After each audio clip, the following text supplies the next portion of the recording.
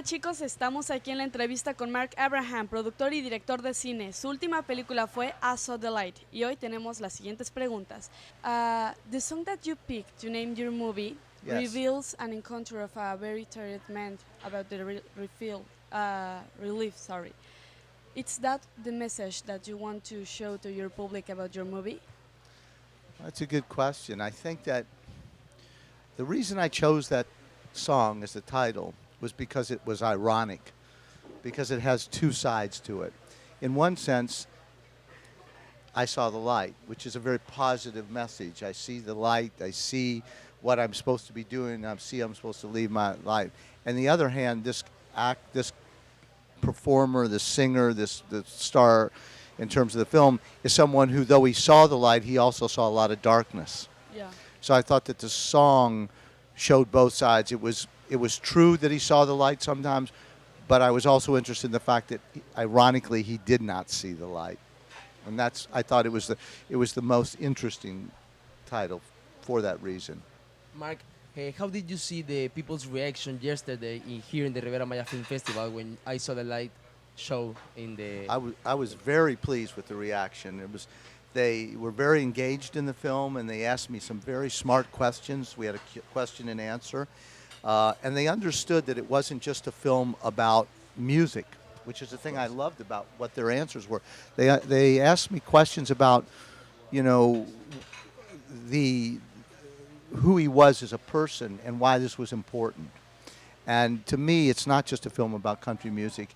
It is a film about being human. It's about addiction and about relationships and about show business and about the pain of trying to be an artist and then dying so young. So I was very pleased with the reaction. I thought it was a nice-sized crowd for Sunday night, considering Argentina and Chile were playing and the game was going on. So I was very happy. How do you identify with Hank Williams? Well, a lot of my friends kid me because, he had a lot of women in his life, and I've been married 3 times. And I have a lot of kids. How do I identify with him? I identified with the fact that he was so passionate about what he wanted to do and that he put his heart out on the line. And I think, though I didn't have any of the addictions that he had or any of the problems that he had, in the sense of that difficulty, I feel that any time as an artist or a writer or a director, you put yourself out there, you're very vulnerable.